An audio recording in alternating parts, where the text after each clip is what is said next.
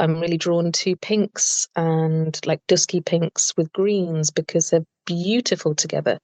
Really beautiful. Just a pop of green in a pink sculpture on a painting. If you ever look at painting, pop of green on a pink painting is just delicious. Welcome to the Color and Ceramics Podcast. I'm Bob Acton, and I am here today with the great Sharon Griffin. Sharon is a figurative artist from England who specializes in ceramic sculpture, directly inspired by the woodland, where she often explores places in which to breathe. The textures, the smells, and the secret spaces from the forest all provide a kind of awakening for her. She uses the human figure to help communicate a sense of deeper meaning within humankind and of her own experience of being a woman. The sculptures represent a state of being, internal struggles of love, loss, displacement, vulnerability, and strength. Sharon and I talked about color, surface design, form, and how she approaches her work. I think you'll really enjoy her ideas about clay and the artistic process.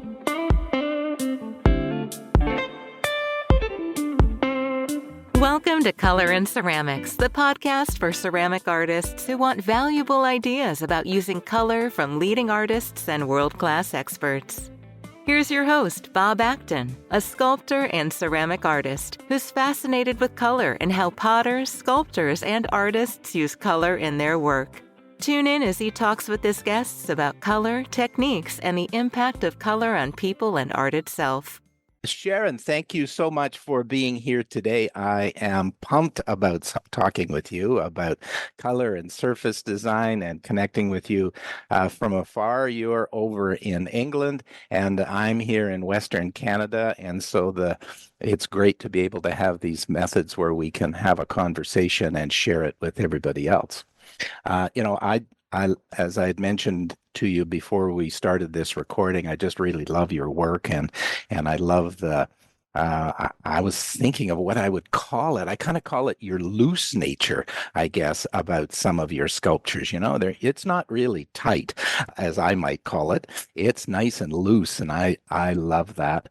I love the colors that you're playing with, although a lot of the colors are white and some accent color. So I want to talk about that. But so thanks so much for being on our podcast here today. Oh, thank you for having me. It's really a pleasure, absolute my pleasure to be on here, Bob. It's brilliant. Awesome. Yeah. Great. Could you tell people, I mean, I know a little bit about you, but I don't know if everybody else does. So I wonder if you could tell people just a little bit about you and your work, like where you started, and kind of give us the short story of how you got to where you are right today. Okay, long story, but short version. That's what we want, isn't it? Yeah. Let's keep it, 3 words rather than 300. I'm Sharon, known as Sharon Griffin, but actually born Sharon Massey. Always lived in Telford in UK. I'm one of 11 people, so I've got 11 siblings, all from different parents, different backgrounds. Came through into art because I struggled at school with the formal sitting down, kind of thing where a lot of children do, unfortunately. Mm-hmm. And since my parents both passed away, I've kind of used my hometown. I've always lived in Telford. My hometown as like a trampoline to go and visit other experiences and other cultures. Art is where I can find freedom to express and to be and to explore and it's a place to breathe and really into the body and reconnect with myself and with my emotions and my feelings and kind of make sense of myself, but not just of myself, but everyone else in it or in my world. So if I can make sense of myself, it means that I can make sense of my conversation with other people, with my family, with my friends, with my community, with my town, with my art world. So then, keeping it short, went into teaching. I didn't do so well at college or university. I scraped through. I managed to become a teacher in college in FE and reconnected with young people. Really liked working with young people in college. Especially the naughty ones, or the ones that are labelled naughty. I kind of thought, I recognise that. So yeah, my work is about finding freedom, and I think because I've always worked or been interested in psychology and in teaching and how people behave, I've always made figures, and clay is an instant thing that it's just gives me the dopamine fix that my brain needs. Very cool. Is that short enough? Oh, that's perfect. Yes, Great. I can really relate to what you're talking about. My background was I was a psychologist, and lots of times psychology, at least in the profession as I knew it, was really full of lots of rules. You must do Yeah. it this way or not do it that way, and this is the right way and this is the wrong way. And so when I got into ceramics, it came out of a um, I don't know where it came from. It was sort of a visceral thing at university when I just fell in love with it. And then now that I'm doing some sculptural work, it is free. You get your fingers dirty into the clay, and you never know sometimes what emerges. It's a body experience, isn't it? Yeah. I paint and I sculpt, and I'm just cutting up some textiles at the moment, which is why I was a bit late to this podcast, actually. Working with some refugees, and we're just doing some playing with the materials, just very short things. But when you're using your hands, or we talked earlier about music as well, and expressing the body. With clay in particular, you can see it. There's nothing in between. The material is a mirror to you, isn't it? It picks up every feeling, every emotion, every mark. It shows you whether you are full of energy and like really fast. You've got all of this stuff to come out, and it's when your hands can't stop moving, or it picks up your anxiety or your tiredness. It picks up everything, and there's no tool in between you, the clay, because it's your hands that you're using. It's this haptic knowledge, the experience of this knowledge of the body that you're using, which is really quite intimate, isn't it? It's very intimate. And as you said, we can use tools, of course, but often it's our skin that's touching the clay, right? And so we're so intimately connected with the piece. Yeah, absolutely. Absolutely. And then that piece of, clay is so, it's ancient knowledge. So we're drawing on that like ancestral kind of knowledge that has been passed through our mothers and our ancestors as well. So when you have that time with the clay, it's like you say, it's not just a physical space, it's a liminal space where it allows the mind to then wander and make space for your thoughts to just wander past. So yeah, I love it. I think all people should get their hands on some clay at some point, if they haven't already. Absolutely. I have a friend who's just starting clay classes, and I think she'll love it immensely. Hey, so we're talking about touching clay, and of course that means we are making a form of some sort, right? Yes. So when you start off, the joke, at least in my world, was, well, we made an ashtray. That was what we started to do when we started clay first, because we couldn't do anything. And then eventually you get much better at, whether you're throwing or whether you're sculpting, at making the form. Yes. And I remember my first instructor said, Bob, the form is most important. And here we are talking about color and surface.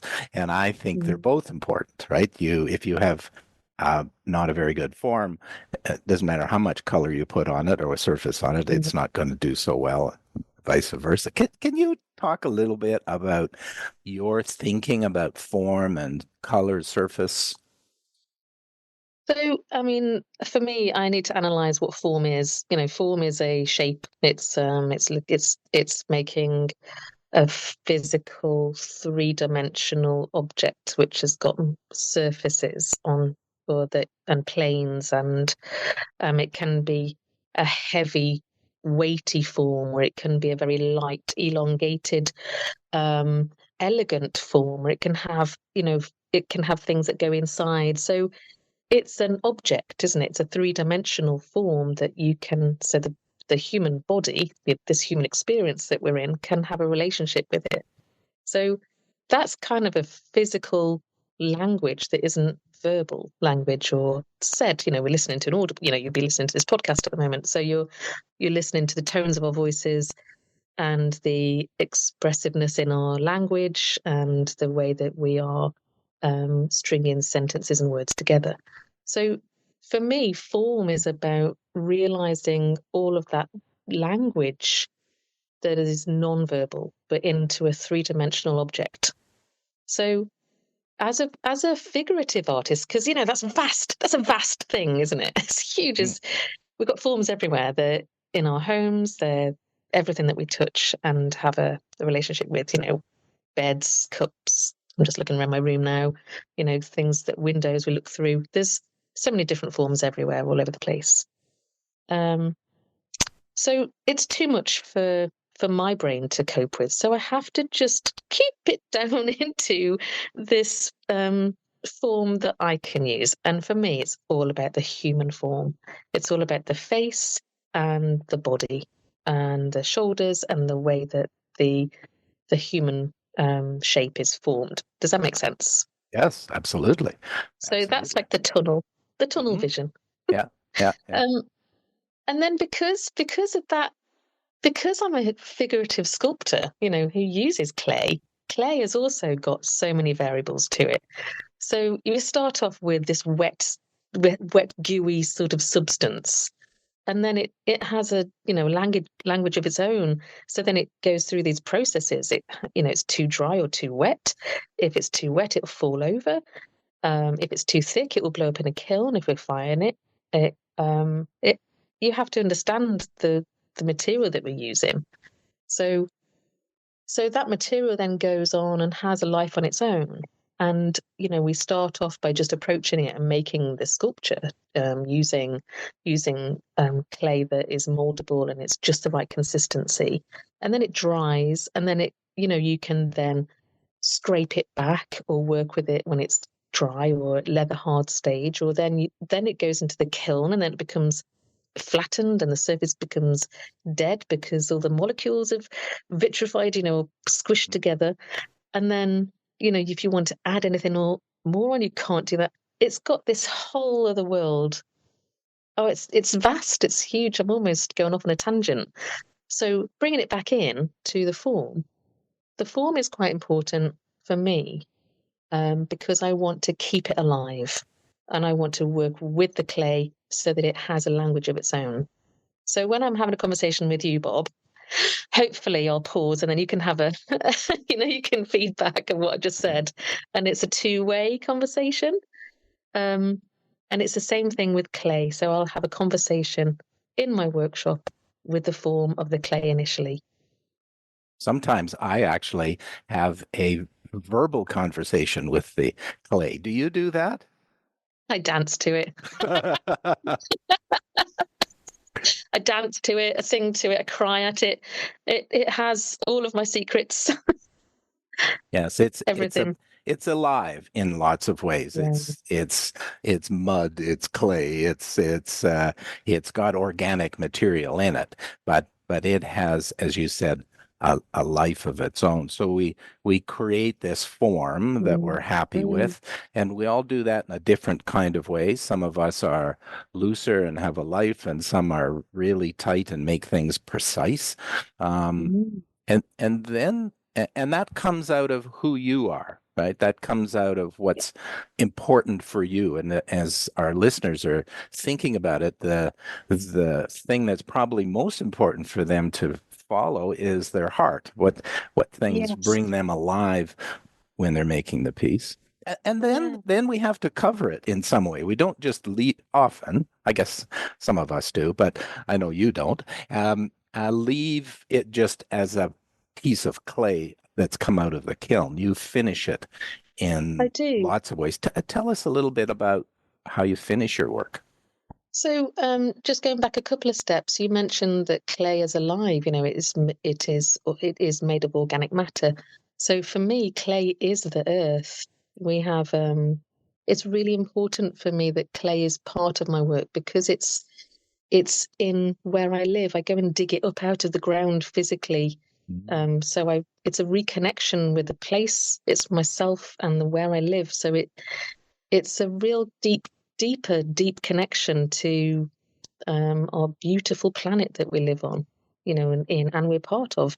Clay is found on Mars, but it's also in our mobile phones. It's everywhere. It's incredible. It's the life force of all the seeds, and it's protecting all of the seeds that we have. And if we don't have clay, we don't have anything. It is organic matter. We are it. It is us, I believe.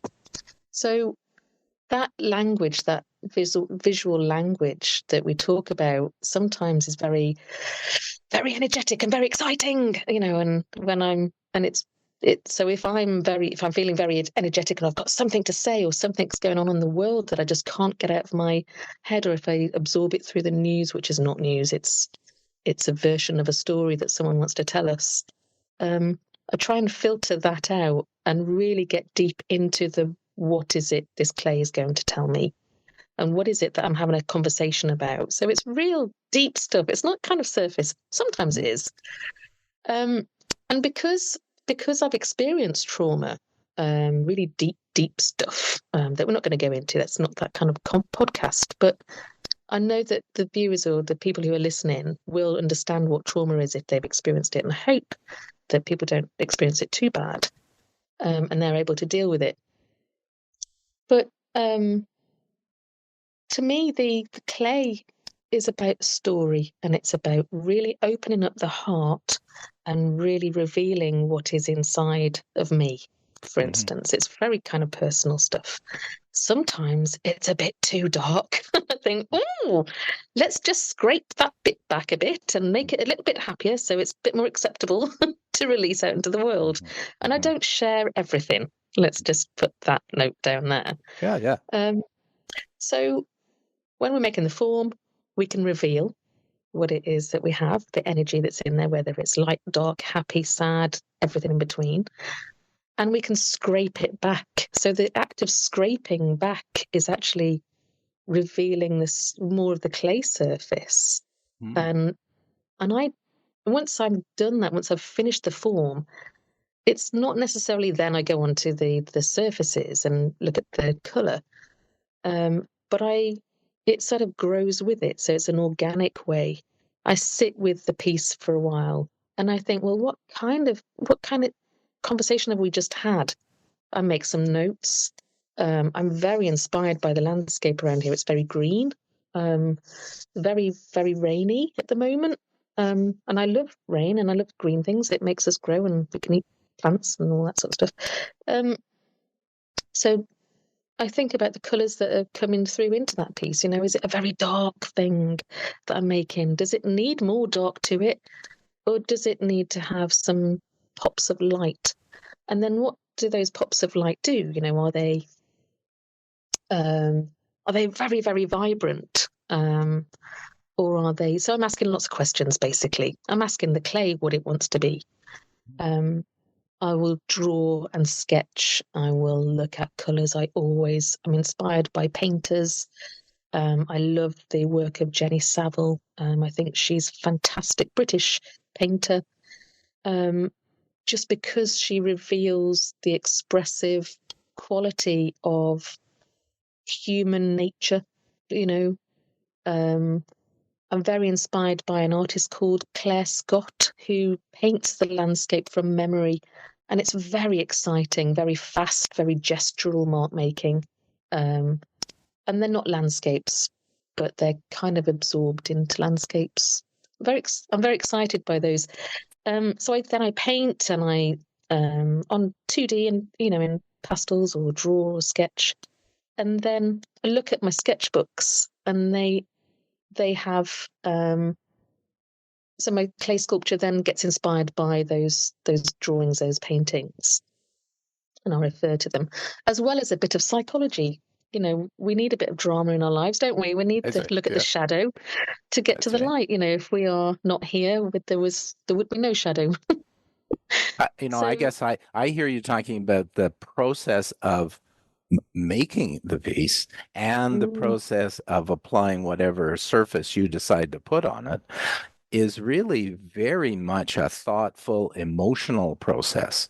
And what's popping into my head is I was going back to when I started taking clay stuff first years ago.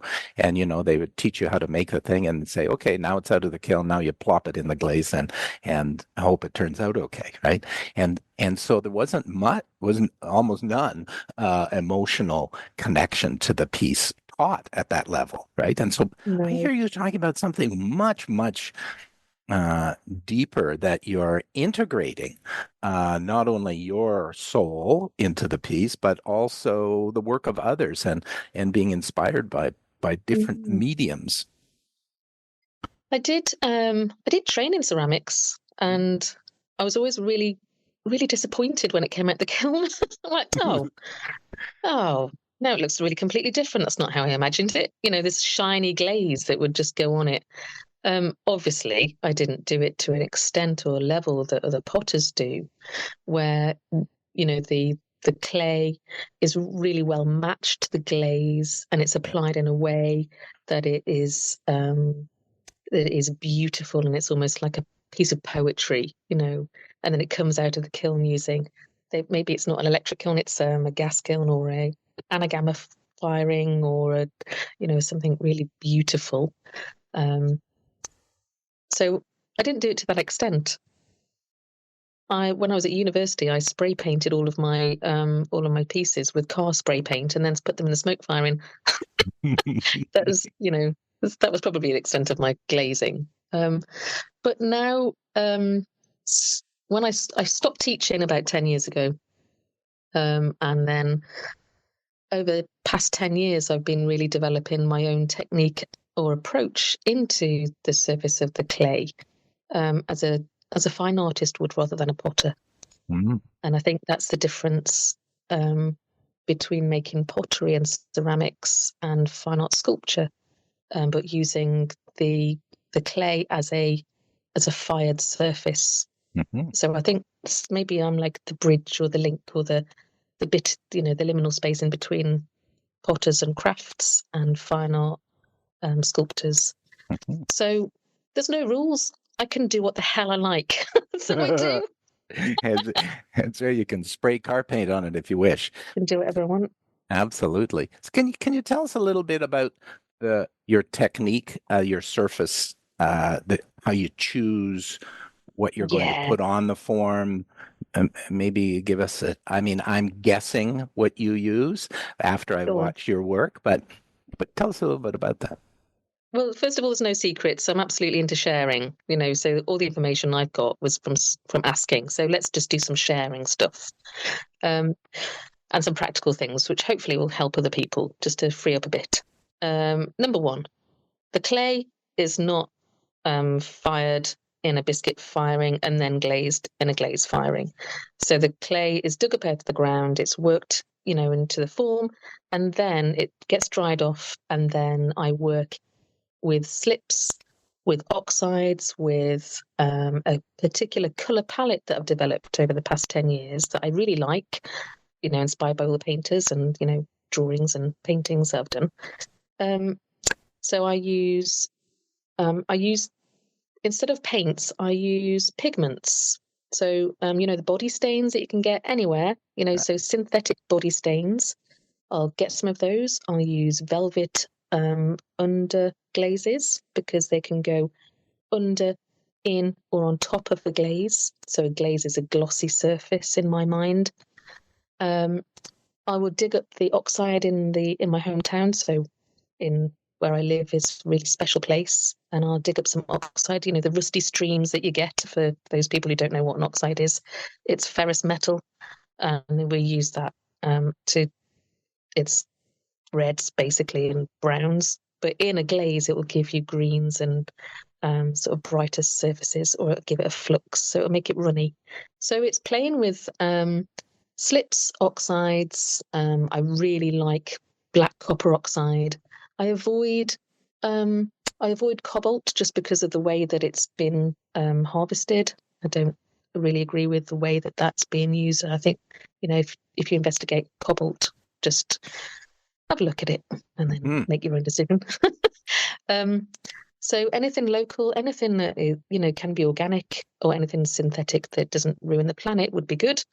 And then I use silicon carbide. So everything goes on, and I work with it, and I have a conversation with it, and then there'll be some sort of conclusion, and I'll think, right, I think you're it. Let's give you to the firing. And I use electric kiln because I have children at home and my workshop is away from my home. So I just press the buttons and take it straight up to 1260 in electric kiln. Recently, I've been soaking it around 1200 and then leaving it at that. So I haven't, just to reduce the electricity bill, really. Yeah. And being a bit more aware of, fuel and economy and, the way that we use our electricity. And then it comes out. So I tell it to the kiln, put the kiln gods on the top of the kiln, and then hopefully it's done its thing. That's it. So I'll put it on, take it off, work into the raw clay, and then just once fire. That's great, because I think lots of people do the bisque approach and then the second firing, which is much more, it's twice as expensive, right? Although often the bisque isn't as hot, but nevertheless, you're still using a fair bit of electricity or gas or wood, or depending on your methodology. And so I like the single firing approach that you're talking about. I think that's got some great merit. Can you tell us a little bit about how you select the surface? Like, how do you've got your slip that you use, which is a white slip, and then how do you select the oxides that you're going to use? So you've got some choices. You've got underglazes. What's your thinking about? Do I use an underglaze? Do I throw some manganese on this? How do you think you're that through? Well, it's very similar to a painter's technique. So if you're a painter, you'd have dark, medium, and light tones. So your dark tones would be, so if you're using oil paints or acrylic paints, you would use dark to light, and if you're a watercolorist, you would use from light to dark. So I use the clay as a three-dimensional painting, basically. And I say, right, okay, where is the dark bits going?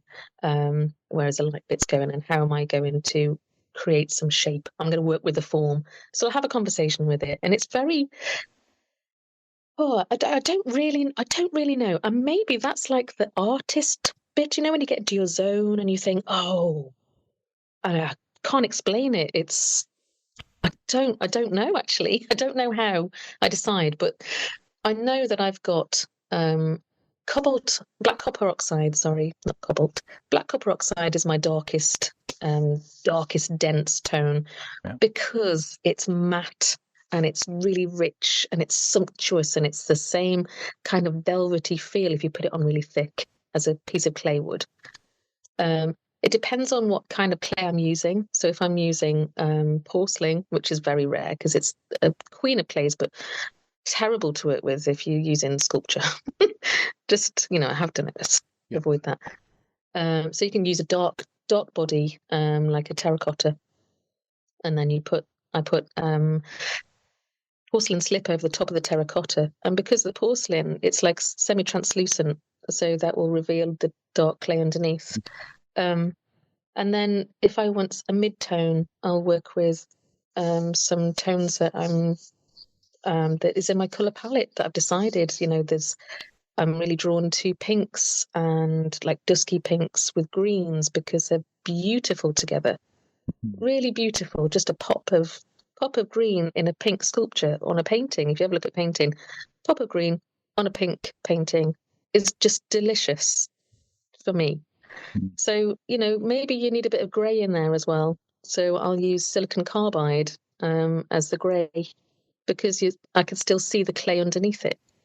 It's really about painting into the surface of the clay in its rawest state, so that then I can take it off and reveal the clay underneath, and then put it back on if I want to to mask it, so build up the layers.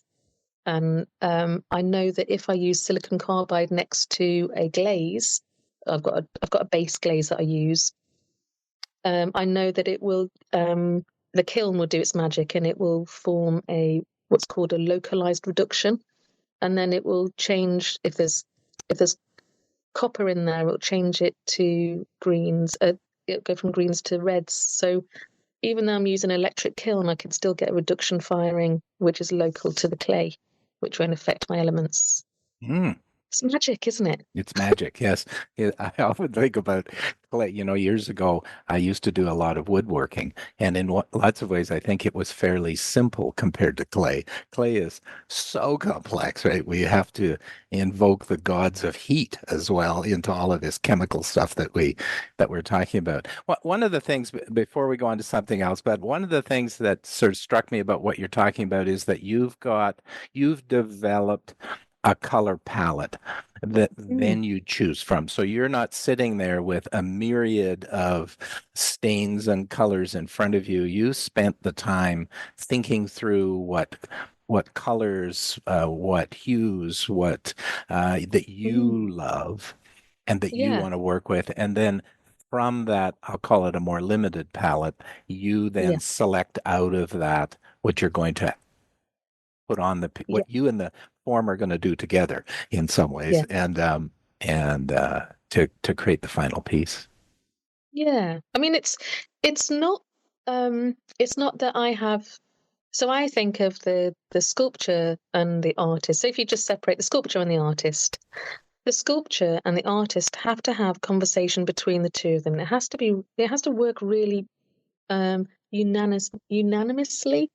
But sometimes the sculpture, will tell the artist what it wants. And it will go, that's not happening.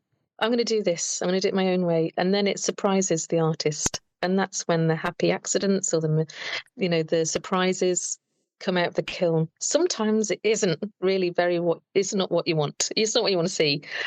And sometimes it's a really like, oh, I didn't see that like dot of red that's flashed next to that black. I didn't realize it was there.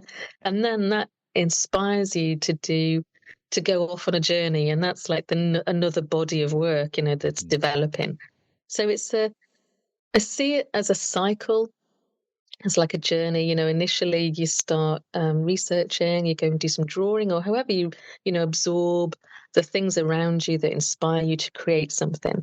And then you make some, experimental kind of pieces with some experimental mark mix, and you play with the materials that you're using.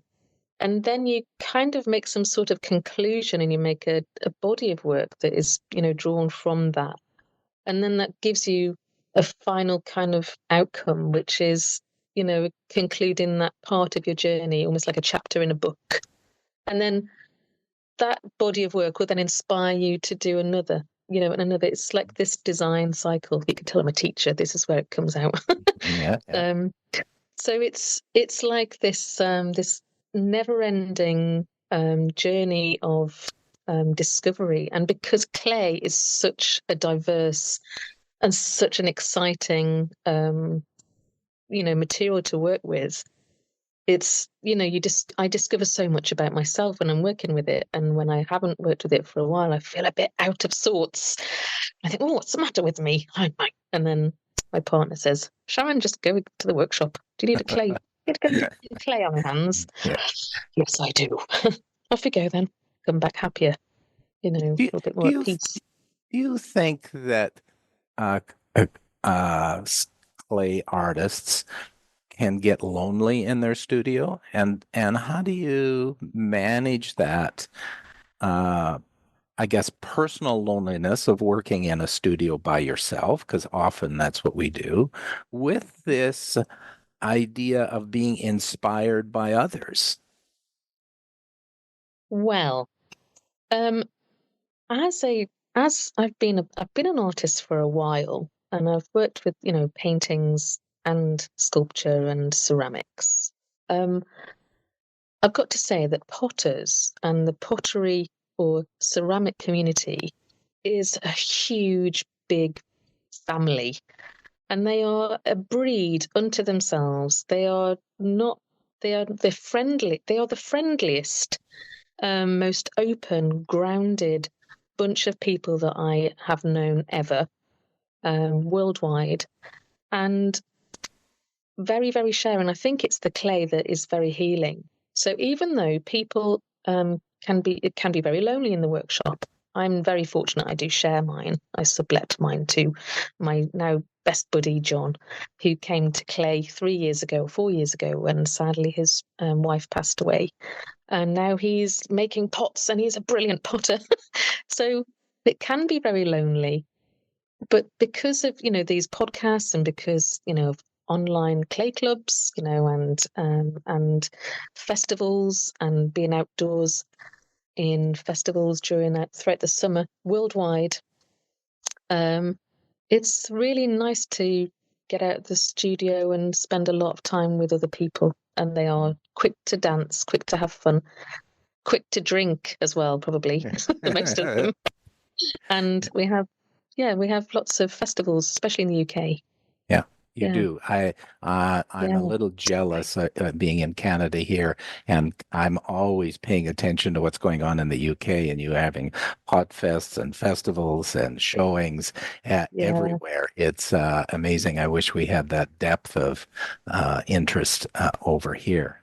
Hey, what's popping into my mind is painting. And I'm not a painter, but you've talked about yourself being a painter and using painting and what you learned in painting for your figurative sculptures that you make. Would you say that should be some advice for people who are getting into this, that they should learn to paint? Absolutely. When I first started out, again, I think 10 years ago was when I first started out, when my child was, 9 years ago, really, when my child was born, my last baby. I went to see my friend Magdalena Grozsek, and she has a fantastic place in France now, and a company, but an arts kind of set up an arts community.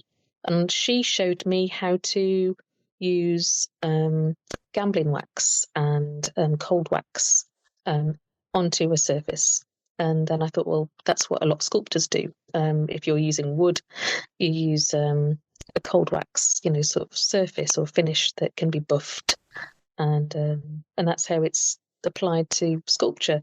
And then, so it's not necessarily what glaze do I use. It's about finding what glaze suits you and what glaze or finishings, because glaze is a glass. Sometimes we don't want a glassy surface. Sometimes we do, but using glaze is just a bunch of chemicals that have been exchanged for the paints. I mean, if you think about paints as a pigment, you don't have to fire your clay if you don't want to. You can fire it to stoneware temperatures, and then put gambling wax or cold wax on there, or oil paints or acrylics. You can put it in a fire. You can hit it with a hammer, put it in the river for 6 months, and then glue it back together with some resin if you want to. There's if you're making sculpture, it doesn't have to be dishwasher safe. That's right. Yes. For me, painting is like that as well. It's basically pushing color around, and finding what works best for you. So yes, Magdalena Grozsek, she had a fantastic workshop, and in Paris actually, but now she's in the south of France. But yeah, she was great. She was a real great inspiration for painting, and thinking about color. She's a definite colorist. Amazing woman. And she's my buddy as well, which is great. Excellent. We will put a link to her. That would be amazing. To her material on the podcast, so people can connect to her. That'd be fantastic. I'm conscious of the time, because I know you've got to go pick up your daughter from school, and so I just want to say thank you so much for spending this time with us today. This has been fantastic. It's been an insightful conversation into your process and how you think about your work, and some awesome advice for ceramic folks about how they can begin to think about and experience and connect with the clay and their own heart. Thank you so much, Bob. It's been absolutely brilliant. It's been absolutely my pleasure. Really brilliant. Thank you. Thank you so much.